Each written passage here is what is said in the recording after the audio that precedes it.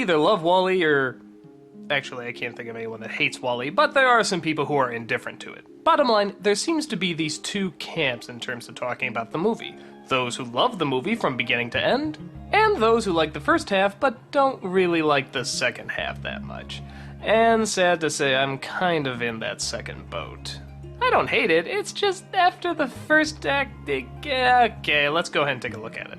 It's the future, and mankind has abandoned Earth. Why? Because we polluted it with so much garbage and everything else that nothing can actually live there. They started building these robots to try and clean up all the garbage, but they all eventually died out. That is except for one. That, of course, is WALL-E. Despite the fact that he's really the only survivor left on Earth, he still continues on with his everyday job. He does have a personality though, including being incredibly lonely, kind of a hopeless romantic, and an absolute fanboy for Hello Dolly. Things start to change though when another robot named Eve approaches the planet. At first, she seems very destructive, but WALL-E manages to find a way into her heart and form a strong friendship.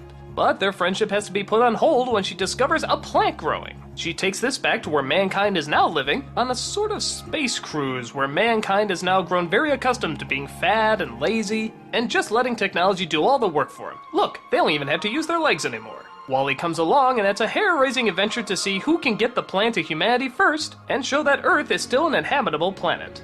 You can probably guess which halves people seem to like or dislike with this movie. A lot of people seem to really enjoy the first half where there's little to no dialogue, a lot of atmosphere, a lot of quiet moments, and all we have to focus on is the friendship/romance of these two machines. It's very slow, and I think a lot of people thought they'd be bored by it, but actually this is the part that most people seem to enjoy the most. The second half I don't think goes downhill, it just isn't as good as the first half. We see what mankind is up to, we see they're not totally beyond hope, that they do in fact have some likability, and yeah, we want to see them return to Earth and repopulate the species again. I guess my major issues with the second half is, one, we know what the lesson is going to be. Hell, we know what the lesson is in the first second of the movie. It's a cautionary tale about the future and technology and pollution, and yeah, it's good, and it was much more powerful when you didn't hammer it in. The environment is all you need.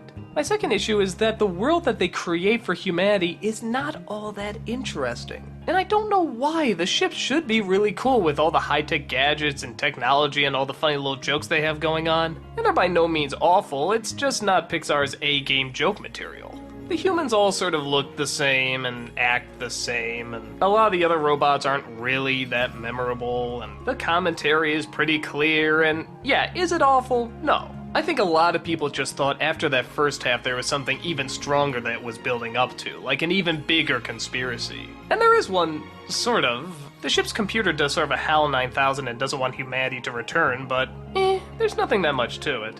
I think a lot of people would have been happier if they either just kept it on Earth the whole time and humanity was sort of the great mystery, or maybe if the second half was like a space adventure where they go through all sorts of different worlds and planets and galaxies and, I don't know, just something a little stronger than this. But honestly, I think it's just the Lilo and Stitch effect. It's not that one part is necessarily bad, it's just that one part was so unbelievably good it overshadows the other half. Some points are weird, like I don't know why they have live action people at some times and then computer generated ones at others. They don't try to make the CG people look like real people, so it's kind of distracting. I also never got how if Eve is supposed to be the machine that goes down and tries to find life, the delicate life that she needs to protect, how come she keeps blowing up everything? Like if anything moves, she just destroys it. Isn't that kind of going against what the mission is? Well, outside of that, I think WALL-E is a very enjoyable picture. I think it could have been an unbelievable film if it kept the tone it had in the first half, but it's still smart enough, and it still has some creativity, and it still keeps your interest. So I like the film. I don't know if I see it that many times again, but I think it was enjoyable once. It has some entertaining as well as mature moments for kids, and it has some great atmosphere for adults. And in my opinion, that's more than enough to recommend it.